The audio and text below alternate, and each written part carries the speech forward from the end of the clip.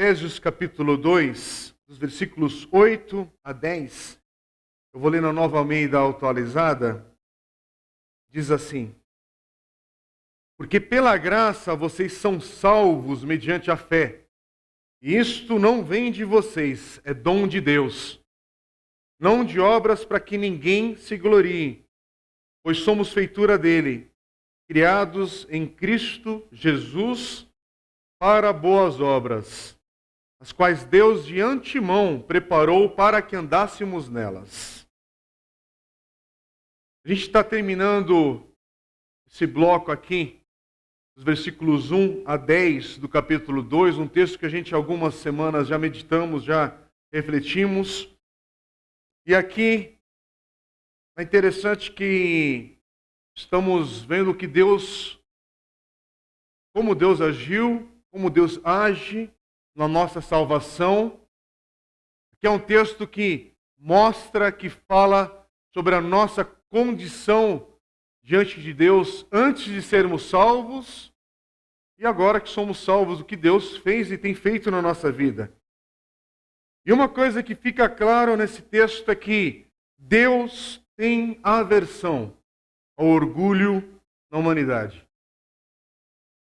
Deus tem aversão ao orgulho no coração de cada homem, de cada mulher. Tiago capítulo 4, versículo 6 diz assim: Deus resiste aos soberbos, mas dá graça aos humildes. Interessante, a gente está vivendo dias de guerra, pelo menos na Europa. A gente está um pouco distante, mas já sentindo o impacto econômico dessa guerra. O que você vê na guerra? O orgulho.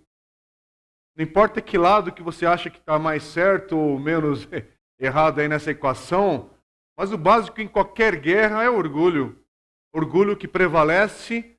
E como é terrível quando prevalece o orgulho no coração de quem tem poder, de quem tem exército nas mãos, quem tem poder econômico nas mãos. Outro texto em Provérbios 29 e 23 diz assim: o orgulho do ser humano o abaterá, mas o humilde de espírito obterá honra.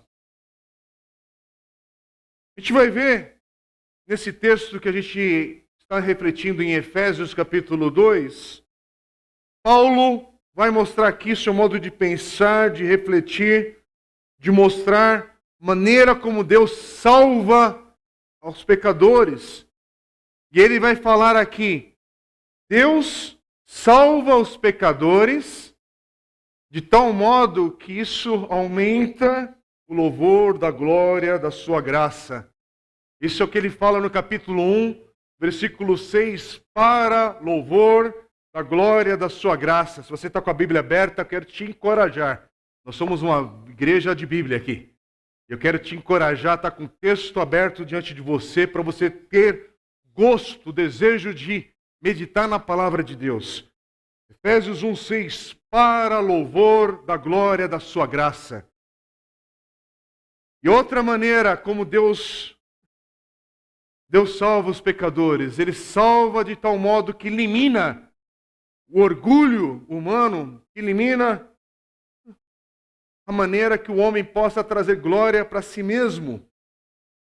É isso que Paulo escreve, Paulo pensa, que expõe aqui seu pensamento. E de tal maneira Paulo está falando, mostrando como Deus opera a salvação. E a ênfase hoje, irmãos, é para que a gente entenda: Deus opera a salvação de cada um de nós de tal maneira que não tem espaço para a glória humana. Que não tem espaço para a gente se gloriar na nossa salvação. Versículo 9, que acabamos de ler. Para que ninguém se glorie. E quando Paulo diz aqui nesse versículo, para que, aqui implica que vem antes nesse texto. Graça elimina o orgulho. Porque o que a gente viu nos versículos de 1 a 3 do capítulo 2, a gente já refletiu aqui alguns domingos. Versículos 1 a 3 mostra a nossa condição antes da salvação, quando Paulo fala: estávamos mortos em nossas transgressões e pecados.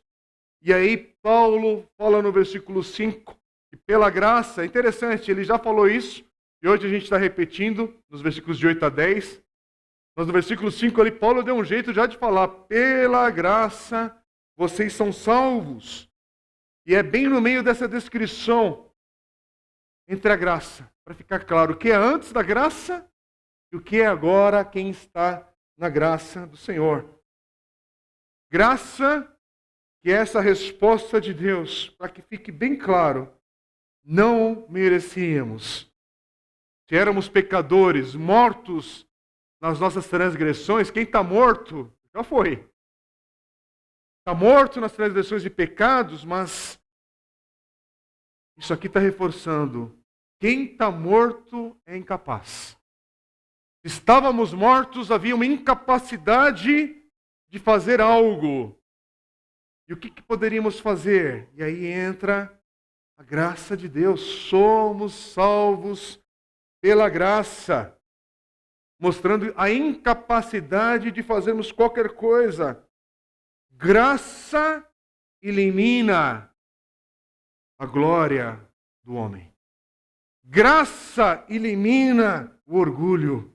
E é aí que a gente leu também dos versículos 4 a 7. Mas Deus, sendo rico em misericórdia, por causa do grande amor com que nos amou, e estando nós mortos em nossas transgressões, nos deu vida juntamente com Cristo. Pela graça, vocês são salvos. E juntamente com Ele, nos ressuscitou, com Ele nos fez aceitar nas regiões celestiais em Cristo Jesus. Deus fez isso para mostrar nos tempos vindouros a suprema riqueza da sua graça, em bondade para conosco em Cristo Jesus. E aí entra, versículo 8, Paulo diz novamente, pela graça vocês são salvos. Quer dizer, pela graça somos salvos, apesar da terrível condição que estávamos nos versículos 1 a 3 aqui. Paulo falou no início, vamos ler. Ele lhe deu vida quando vocês estavam mortos em suas transgressões e pecados, nos quais vocês andaram no outro tempo, segundo o curso desse mundo, segundo o príncipe da potestade do ar, falando de Satanás aqui, do espírito que agora atua nos filhos da desobediência.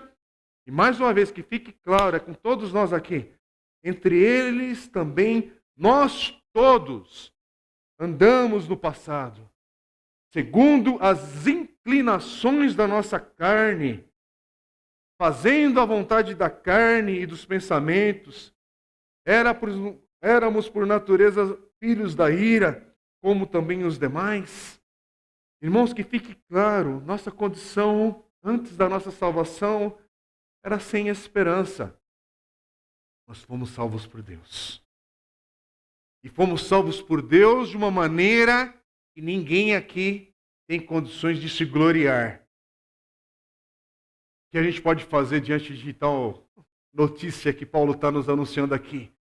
A gente pode se ajoelhar, adorar a Deus, mas não gloriarmos em nós mesmos. Eu quero que fique, com todo respeito, mas que fique bem claro, igreja. Não tem condição alguma de alguém se gloriar. Salvo. Finalmente fui convencido. Eu tenho batido nessa tecla porque é lógico que há um convencimento, algo que fica, que a palavra de Deus ilumina, esclarece. Agora faz sentido no teu coração, mas acima de tudo, não é uma capacidade intelectual humana, é a graça. É graça. Por isso que conforme você vai aprendendo a palavra de Deus e vai vendo o que Deus fez na tua vida, na tua história, mais e mais você quer adorar a Deus, se ajoelhar como uma expressão de adoração diante do Senhor.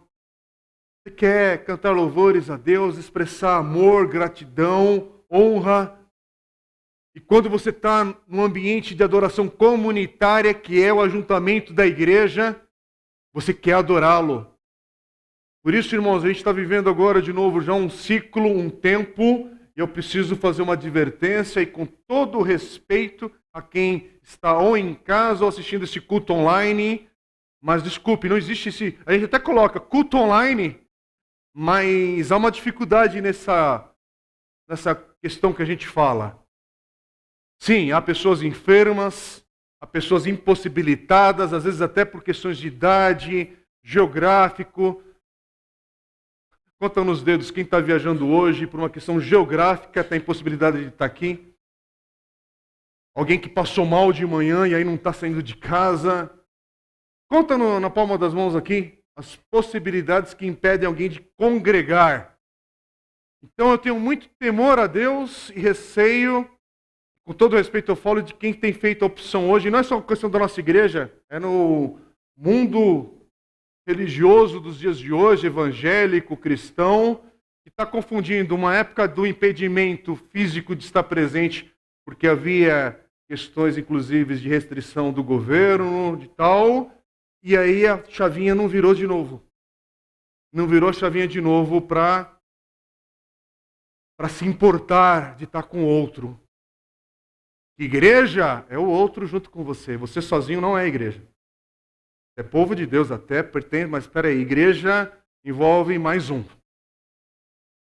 E quando a gente se reúne aqui, não de novo, não é o prédio, podíamos estar no estacionamento, podíamos estar no parque central da cidade, podíamos estar em casa com mais alguém, como igreja ali congregando, como são os pequenos grupos. Os pequenos grupos são uma expressão da igreja no decorrer da semana. E quando está junto ali é povo de Deus. É igreja. Mas a igreja tem algo a mais da presença do Espírito Santo de Deus nesse ato de adoração comunitária, quando nós oramos, quando nós invocamos o nome do Senhor e quando nós estamos agora, por exemplo, refletindo na palavra de Deus. E com isso, por favor, não estou anulando quando você é abençoado e é encorajado, e assim eu sou também, com mensagens que eu escuto em outros horários, em outros momentos, de outros recursos que hoje nós temos, e louvado seja Deus por tudo isso. Mas, quando eu entendo a minha salvação, eu entendo que o meu irmão, minha irmã aqui, também foi salvo. Que alegria há no nosso coração, nessa identidade como igreja, como povo de Deus. Que alegria há de nós estarmos aqui reunidos, adorando ao Senhor e falando: Senhor, o Senhor é digno do nosso louvor, da nossa adoração. Bendito seja o Deus da nossa salvação. Povo de Deus, igreja do Senhor. É por isso que sim, nós temos temperamentos diferentes, maneiras diferentes da gente se relacionar, maneira de se expressar. Tem gente que é mais à vontade, gente que é mais travado com alguma coisa, e aí não é isso, mas o coração jubila, tem júbilo, tem alegria. Alguns conseguem se ajoelhar, outros conseguem levantar as mãos, outros conseguem chorar nesse tempo de adoração, outros conseguem o seu silêncio, mas o coração está na presença de Deus. Então, não estou aqui querendo criar a tabela religiosa, legalista, do que você deve fazer ou não no tempo de adoração, mas, Senhor, faz de novo, Deus, um mover do Teu Espírito no meio do Teu povo, que haja alegria no nosso meio, que haja júbilo, que haja vontade de expressar com a vida gratidão.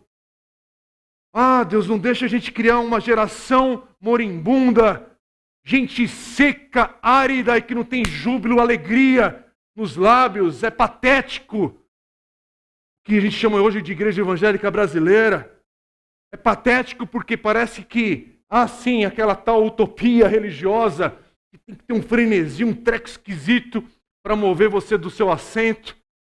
Mas por outro lado, a palavra de Deus, a verdade da palavra de Deus, a glória de Deus que é revelada nas Escrituras. Meu Deus do céu, se isso não contagia o teu coração, não tem neurolinguística, não tem oratório, não tem nada que vai mover o teu coração, não. Tem que ser o Espírito Santo de Deus, tem que ser o poder do Espírito Santo de Deus no meio da igreja. É por isso que nossa oração hoje, irmãos, tem que ser: Senhor, faz de novo. Faz de novo, não é trocar o telão e colocar um painel. Eu gosto desse negócio, viu? Eu gosto, fico sonhando aqui com um novo jeito da gente fazer aqui nosso ajuntamento, um recurso a mais ali, outro aqui. Tudo é legal, tudo é bacana, nada anula. A gente hoje tem energia, iluminação, luz elétrica. Eu sou do tempo, irmãos, que a gente adorava a Deus, já era uma grande revolução tecnológica, o retroprojetor, e o irmãozinho ficava no louvor trocando, como é que chama aquele plástico lá, nem lembro o nome lá. A transparência. Ô, Magda, vai comigo, Magda, vamos junto. A transparência. E às vezes vinha a transparência com a digitação ali, ou escrito, porque era escrito com uma caneta, né? E errado ainda, mas era demais de ver aquilo. Para quem é da geração que eu fui também do mimeógrafo, lembra do mimeógrafo? E a impressão do culto, às vezes, a igreja moderna naquela época tinha a ordem do culto, os cânticos no mimeógrafo, na mão, impresso, uau! Já era demais aquilo, trazia alegria, era bacana demais. Então nenhum problema, cada geração tem uma coisinha a mais, um negócio diferente. Hoje tem essa transmissão online, que pode ser bênção para você, inclusive, que está ouvindo, chegando no teu coração, e eu não quero trazer nenhuma repreensão nesse sentido. Que legal, que bom, que bênção, mas isso não substitui de maneira nenhuma, de maneira alguma, a questão da gente estar aqui agora e essa palavra antiga, mas viva, que tocou gerações e gerações, e como a gente estudou alguns domingos, o mesmo poder que ressuscitou a Jesus Cristo é o poder que atuou na minha e na sua salvação. Isso abre os nossos olhos, os olhos que o Paulo fala, Senhor, tem que ser iluminado, os olhos do nosso coração, com o espírito de sabedoria, de revelação, porque não é do homem, é o Espírito de Deus. É por isso que somos salvos pela graça. E a minha oração é para você que hoje ainda não entende, não compreende, mas que o Senhor comece a agir no teu coração. Que o Espírito Santo de Deus comece a agir no meio da tua casa, da tua família, de tal modo que vai chegar um momento que você vai reconhecer: Deus está agindo, ou Deus agiu, ou Deus é presente. Porque não era assim e agora é diferente, algo aconteceu. E aí a gente entende, eu estava morto e agora vivo. Eu estava morto espiritualmente, agora tenho algo novo no meu coração. E tem que ser o poder de Deus, irmão. O problema é que tem muita igreja vivendo e eu peço, Senhor, que a nossa igreja não esteja vivendo essa realidade. E a gente precisa tomar cuidado e orar por nós mesmos aqui também. Clamar, Senhor, tem misericórdia, para que a gente não seja uma igreja que o Espírito Santo não é presente, mas ninguém percebe. Porque a dinâmica religiosa, ela acontece. A gente sabe levantar, a gente sabe bater palma, a gente sabe ofertar, a gente sabe cumprimentar com a paz do Senhor, meu irmão, minha irmã querida. A gente sabe orar, inclusive, Altíssimo e Soberano Deus. Tem um tom de voz celestial. Tem alguns irmãos que têm mesmo uma voz mais aveludada, que legal. Eu não tenho. Mas, Senhor, será que o teu Espírito está ali? Será que ali está sendo pregada a tua palavra? Como eu já comentei aqui na igreja, por favor, aqui não é para ficar caçando quem está fazendo isso, quem não está, não é para apontar o dedo para ninguém, mas aqui Deus nos livre de termos 1 hora ou poucos minutos de autoajuda em nome de Deus, de Jesus, do Espírito Santo, mas é autoajuda. E qualquer palestra que você escutasse online na semana ia fazer o mesmo efeito motivacional na tua vida. E Deus nos livre disso. A cada encontro, a cada tempo que a gente investe aqui junto, porque você está investindo um tempo aqui para estar aqui. Você saiu da tua casa, você veio, você está sintonizado aí agora e tentando ouvir, acompanhar, prestar atenção. Mas o que vai fazer diferença aqui? É um texto bem redigido e eu ficar repetindo aqui palavras e citações e citar isso, aquilo, outro? Ou é crer que, Senhor, apesar de mim, o Espírito Santo fala ainda pela tua palavra. Apesar de mim, apesar de cada um aqui, o teu Espírito Santo ainda se manifesta nas nossas vidas. Aliás, igreja é sustentada pelo Espírito Santo de Deus dia a dia, na vida de cada cristão, de cada família, de cada ajuntamento como povo de Deus. E é assim que a gente vai caminhar até o dia de Cristo. Porque se tem algo ainda que está freando o ponto final nessa história que todos nós estamos vivendo, é que a igreja do Senhor ainda está aqui presente, o Espírito Santo de Deus, que é isso que faz igreja ser igreja, e é isso que ainda nos preserva, nos sustenta, nos dá direção, nos dá graça. E aí, meus irmãos, esse texto que a gente está lendo aqui hoje é para a gente lembrar tudo que a gente está tentando focar, prestar atenção, colocar o nosso coração aqui, tudo que é feito aqui, como eu mencionei um pouco antes de começar a pregação. Irmãos, pessoas chegaram mais cedo, você nem vê esse movimento, limpa o corredor, prepara as mesas aí. É tão interessante, você pode escolher valorizar isso, ou não dá valor nenhum, você só chega para o culto mesmo, chega atrasado, tudo. Mas tem gente que chegou mais cedo, se esforçou para preparar uma mesa ali do café. Os irmãos aqui prepararam canções, vieram antes, liga som, prepara o equipamento, porque isso aqui não fica desse jeito durante a semana. Muita coisa, aliás, acontece na semana para a gente abrir esse prédio, para manter esse prédio. Muita coisa acontece, muitos ajustes. Mas não só físico, e dos relacionamentos. A gente não cai de paraquedas aqui no domingo. Na semana, muita gente aqui está preocupada uma com a outra, em oração, em atenção, em caminhar a vida, investir a vida. Por isso que faz igreja. E por isso que a gente não consegue se envolver com todas as igrejas. Deus te coloca numa igreja local para ali ser bênção, para ali você ser chamado pelo nome. Não, você não vai conseguir ser chamado pelo nome por todos ali presentes, porque isso é impossível na dinâmica humana. Mas o que não pode é você estar vinculado a uma igreja e ser um anônimo ali. Algo está errado. Você entrar, sai e ninguém percebeu. Algo está errado nisso. Eu lamento muito se você tem esse sentido e essa sensação que você tem no teu coração, mas não. A gente está aqui se esforçando, e esses contatos, e essa forma da gente prestar atenção nas oportunidades que a gente tem de abençoar um ao outro. Por exemplo, os irmãos, o que move a igreja não é a ação social, mas ao mesmo tempo há uma necessidade, como nós estamos vivendo agora, a oportunidade de trazer agasalho, trazer alimento. Hello? Com quem que eu estou falando? Com anjo? Não, com pessoas que o Senhor está transformando e que o Senhor está agindo na tua vida, e aí o teu olhar é diferente. O teu olhar para a vida é: onde há oportunidade, Senhor? Onde há oportunidade de eu sou salvo, ser diferente de alguém que não é salvo? Como é que eu amo? Como é que eu sirvo? Como é que eu invisto o meu tempo, meus recursos, meus talentos? Presto atenção em oportunidades de amar, de servir, de ser generoso, de abençoar. E aí nisto, o Espírito Santo de Deus potencializa essas oportunidades.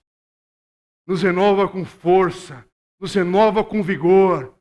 Porque sim, tem gente que chega aqui, como eu também chego, muitas vezes, olha, a semana foi mais pesada aqui, a semana foi mais pesada ali, mas a gente está aqui junto. Um está com um pouquinho mais de uma cicatriz ainda fechando, uma dor que ainda bateu ali pesado, uma canseira, mas estamos caminhando. O outro está mais renovado, está mais revigorado por circunstâncias que o Senhor está permitindo nas diferentes histórias que estamos aqui. Mas, quando a gente está diante de um texto desse, é com todo mundo. E hoje é dia de a gente lembrar ao abatido, ao cansado, aquele que se sente fragilizado, aquele que se sente vitorioso, encorajado, empolgado. Mas todos nós ainda estamos aqui. Se ainda há fôlego de vida em cada um de nós, é lembrar: fomos salvos pela graça. Pela graça. E se você ainda não tem uma convicção ou sabe interpretar isso, tal, minha oração é: Senhor, ilumina os olhos do coração de quem ainda não te vê, de quem ainda não tem uma dimensão espiritual da vida. Está logo aí, está logo aí. Por isso que, como é bom quando a gente tem na comunidade, no espaço onde a gente se identifica como povo de Deus, família em Cristo. E aqui você vem, não tem medo de se expressar, de adorar, aqui eu quero louvar a Deus, aqui eu quero chorar na presença do Senhor, aqui eu quero suplicar, aqui eu quero ficar quieto. Que aqui seja esse lugar seguro para você. Não, de novo, não é o prédio, não é a parede, é o povo que aqui congrega. É que você está querendo ficar quieto hoje na presença de Deus, fica quieto. Fica contrito. Quer dar um glória a Deus aí? Dá um glória a Deus sem medo. Mas a igreja é batista. É uma batista, mas a gente tem um pezinho ali na outra igreja também, que a gente gosta de dar uns glória a Deus de vez em quando, sim, e exaltar o Senhor. Dá, aleluia. Bendiga o nome do Senhor, sim. E por que esse mas? Porque hoje, irmãos, essa é a palavra de Deus que tem que vir no nosso coração e lembrar. Somos salvos pela graça. Não é pelo esforço, não é porque agora o teu currículo espiritual finalmente bateu no nível tal, não. É pela graça. O livro que a gente está usando com os pequenos grupos, e estou encorajando os irmãos aqui na igreja a ler, John Stott, em seu livro Lendo Efésios com John Stott, publicado pela editora Ultimato, quando ele aborda esse capítulo, nesse trecho, ele diz assim, falando sobre os versículos de 4 a 10, e ele fala, a ênfase principal desse parágrafo é que não foi algo em nós, algum suposto mérito, que levou Deus a agir em nosso favor, mas algo em si mesmo, seu próprio favor imerecido.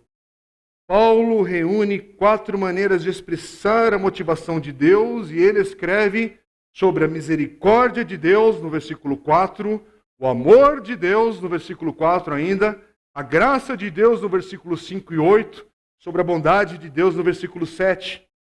Estávamos mortos e não podíamos salvar a nós mesmos. Logo, somente a misericórdia poderia nos alcançar, pois misericórdia é amor pelos maltrapilhos. Estávamos sob a ira de Deus, portanto, somente o amor poderia triunfar sobre a ira.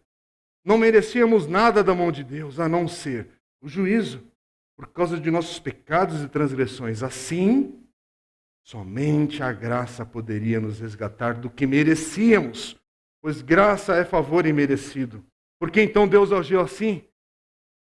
Por pura misericórdia, amor, graça e bondade. Amém? É isso. Versículo 8, que a gente leu agora há pouco, fala sobre fé. E fé é essa disposição no homem de se alegrar em receber a vida que Deus nos dá juntamente com Cristo. Fé se alegra com a graça, porque a graça é graça, que nos salva quando ainda estávamos mortos. A fé se alegra com tudo isso, fala, Senhor, quero colocar minha confiança em Ti. A fé não deixa espaço para o orgulho. Louco é a gente ouvir gente falando sobre fé, sobre uma técnica a ser alcançada. É sobre, olha, você agora faz isso aqui, agora você vai ter fé. Né? É complicado. Porque a fé, ela elimina o orgulho.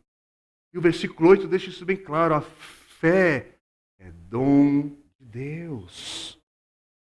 E nós não temos como nos orgulhar em algo que a gente não fez. Não fizemos nada. É dom de Deus. E a gente precisa resgatar esse princípio, meus irmãos. Há muita confusão no meio evangélico. Como fé, como um poder que você vai aprender a usar em teu favor, para a tua família, para as coisas que você quer alcançar, e não é isso.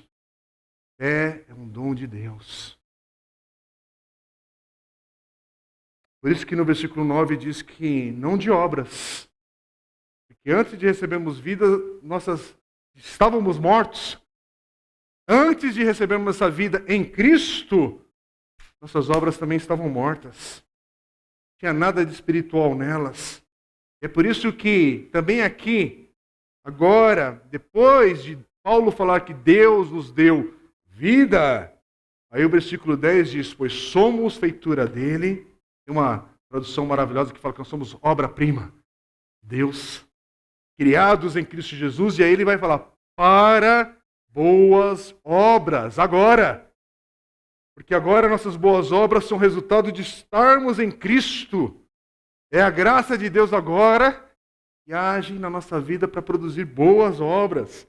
E aí o versículo continua dizendo, as quais Deus de antemão preparou que andássemos nela. E aqui é tudo para que fique claro, não há espaço para orgulho.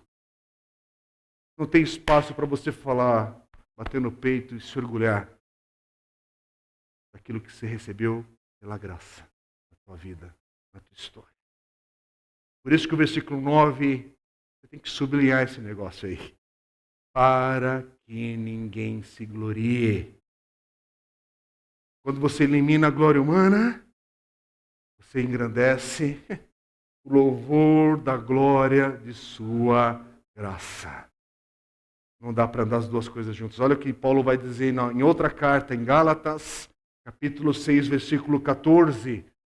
Mas longe de mim gloriar-me, senão na cruz de nosso Senhor Jesus Cristo, pela qual o mundo está crucificado para mim, eu estou crucificado para o mundo. Olha o que Paulo também vai dizer em 1 Coríntios, capítulo 1, versículos 26 a 31. Paulo vai enfatizar aqui como é que Deus elimina a glória do homem, como é que Deus elimina o orgulho no coração do homem. Paulo diz, 1 Coríntios 1, 26 a 31, irmãos, considerem a vocação de vocês. Não foram chamados muitos sábios segundo a carne, nem muitos poderosos, nem muitos de nobre nascimento.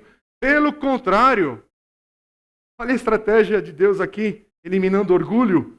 Deus escolheu as coisas loucas do mundo para envergonhar os sábios, e escolheu as coisas fracas do mundo para envergonhar as fortes. Deus escolheu.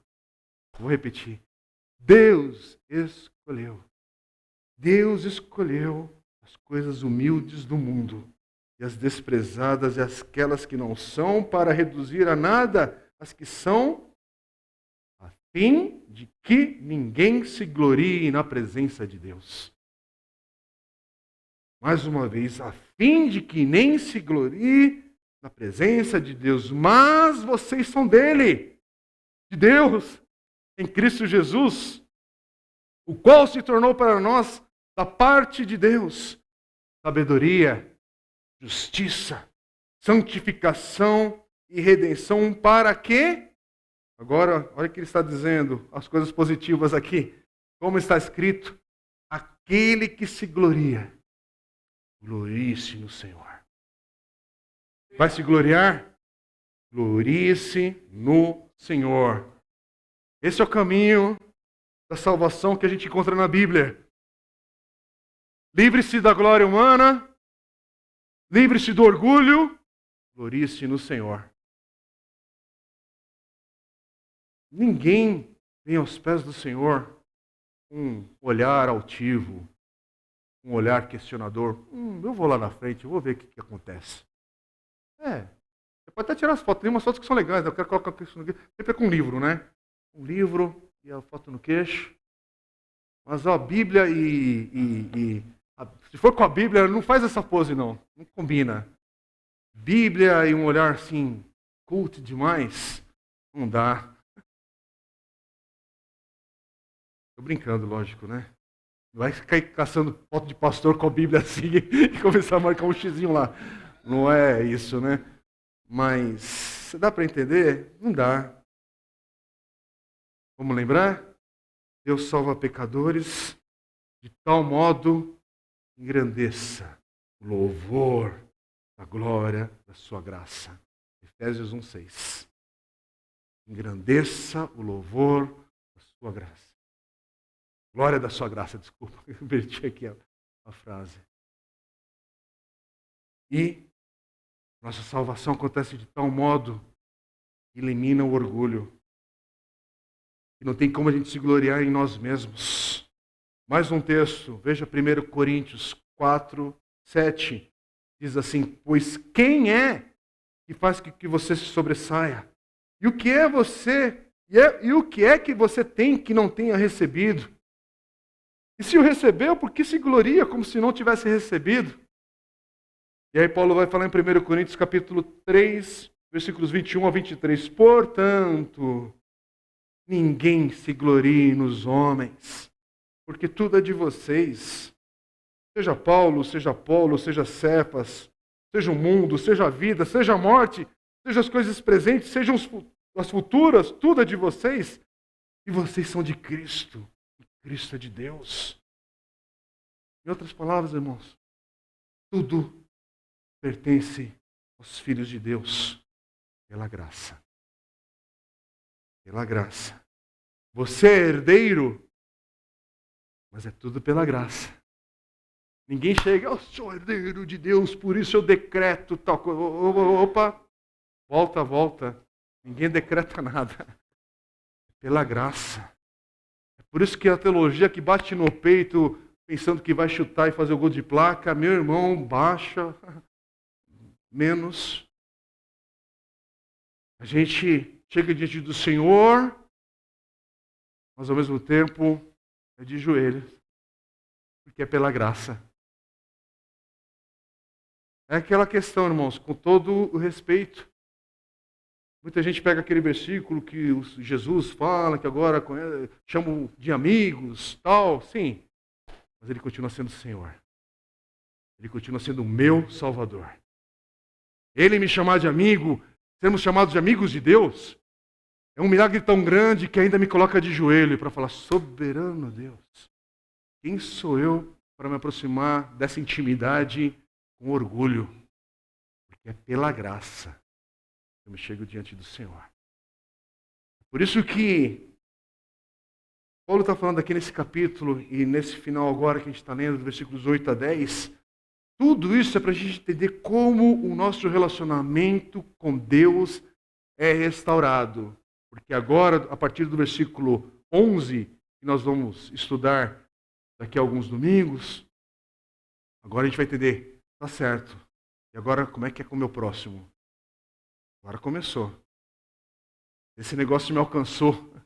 E é pela graça, como é que isso eu encarno na vida? Onde a vida está acontecendo. Mas vamos lá. Versículo 8. Pela graça, vocês são salvos, mediante a fé. Isso não vem de vocês, é dom de Deus. Não de obras, para que ninguém se glorie. E aqui essa gloriosa liberdade para a gente desfrutar e gloriar-se no Senhor. Por isso que aí antes no versículo 7, o que Paulo diz? Deus fez isso para mostrar nos tempos vindouros a suprema riqueza da sua graça, em bondade para conosco em Cristo Jesus. Irmãos, é nessa verdade que eu te convido a louvar a Deus. É nessa verdade que nós, igreja, queremos louvar ao Senhor juntos. Dar glória, gloriar-se no Senhor. Amém? Eu queria te convidar a ficar em pé nesse momento. Nós vamos orar. Nós vamos clamar ao Senhor. Eu quero te convidar, talvez haja uma dificuldade no teu coração porque você não chegou aqui bem. Mas hoje você pode inverter essa lógica no teu coração. E apesar de como o teu coração está, dê glória ao Senhor. Dê glória ao Senhor, Ele é o Deus da tua salvação. Mais uma vez, esse texto que a gente leu, Paulo está escrevendo de uma cadeia. No meio de muita oposição e perseguição a esse Jesus que ele testemunha, ele é uma testemunha fiel. E ele é o exemplo para te encorajar, e a história da igreja está repleta de exemplos para te encorajar no dia de hoje. Apesar do problema que você traz, mas glorie-se no Senhor. Irmãos, aqui é uma comunidade cheia de cicatrizes, cheia de história. E uma das coisas que a gente perde muito é quando não conhece a história de quem está próximo a nós. Porque se conhecêssemos um pouquinho a breve história de alguém que está próximo a você, isso poderia trazer um ânimo ao teu coração. Por isso que eu continuo, tenho fé que a gente vai conseguir colocar isso em prática. Você tem um olhar, meu irmão, eu quero tomar um café com você nos próximos dias, porque eu quero ouvir a tua história. O que Jesus tem feito na tua vida? Porque igreja é isso. Hoje a gente tem adolescentes, jovens casais aqui no nosso meio. A gente acabou de orar, abençoando, um pouco antes de começar a mensagem, pelo Eduardo e a Miriam, 27 anos casados. Opa, eu com 3 anos estou passando por lutas. Como é que eu tenho 27 anos? Ouve a história, escuta um pouco o que Deus fez e está fazendo. Você está na adolescência, a gente está ouvindo falar muito sobre depressão na adolescência, luta, disso, tudo aquilo. Então, adolescentes, jovens, olha para alguns irmãos mais idosos aqui e fala, como é que você conseguiu passar pela vida e está aqui firme em Cristo Jesus? Pergunte, porque não é com orgulho que você vai vencer aquilo que a gente chama de vida. A vida com orgulho, eu te dou uma certeza que essa conta não vai fechar bem. Mas um caminhar humilde, ele olha para alguém aqui e fala, como é que eu venço essa fase da minha vida? Como é que eu venço essa etapa? E olhando para a história de fé em Cristo Jesus. Tem gente aqui que a graça e a misericórdia do Senhor entrou na vida, na história para valer, já na terceira idade aí. Irmãos, a gente já fez batismo aqui de gente idosa, e isso é lindo, porque a graça não faz essa distinção para adolescentes ou para o mais idoso. Ainda está para todos. Mas como é bom quando na tua adolescência, na tua infância, a palavra do Senhor entra no teu coração, na vida, isso vai dar um desfrutar diferente na vida. Mas que glorioso dia também é quando a gente vê alguém já com a vida já estrada, rodada, e aí a graça te alcança e te transforma, e não é desprezível coisa nenhuma. Esse testemunho ainda é um testemunho de redenção, de louvor, de glória. E eu não sei em que ponto da estrada você está, da jornada. Tanto na vida conjugal, na vida familiar. Às vezes a família já detonou tudo. Mas ainda é tempo da graça do Senhor entrar na tua vida. É tempo. Novamente, irmão, se há o fôlego de vida em cada um de nós, tempo de Deus ainda é esse tempo presente aqui. Então vamos colocar o nosso coração no Senhor. Glorie-se no Senhor no dia de hoje. Vamos orar. Pai querido, Senhor, a Tua palavra hoje deixa claro que o Senhor não permite que haja espaço para orgulho no nosso coração diante do Senhor. Ninguém pode se aproximar do Senhor com o coração rebelde, orgulhoso, altivo. Pelo contrário, Senhor, nós nos aproximamos do Senhor reconhecendo que é pela graça. É pela graça que a gente está de pé hoje. É pela graça que a gente pode estar aqui adorando ao Senhor. É pela graça hoje que nós temos a Tua palavra em nossas mãos. É pela graça que nós temos hoje igreja para se reunir e congregar e ouvir do Senhor. É pela graça que temos vida hoje. Então, Senhor, elimina todo orgulho do nosso coração, tudo aquilo que quer se rebelar contra a Tua graça, contra a Tua glória. Ó Senhor, age na vida, no coração de cada um que está aqui, naquilo que cada um aqui pode apresentar ao Senhor hoje, que aprende do Senhor, cada vida, cada família, essa igreja, nossos queridos que a gente ora e intercede também, Senhor. Pai, tudo é pela graça. E a Tua salvação, a fé é um dom do Senhor. É isso que nós lemos aqui. E é isso que pedimos na vida de cada um. Ó Deus, concede, dá esse dom de fé, da Tua salvação. Em nome de Jesus, faz isso hoje, Pai. Faz isso hoje na vida de todos nós, de cada um que está aqui. Possamos caminhar pela graça, pela fé, em Cristo Jesus. Oramos. Amém.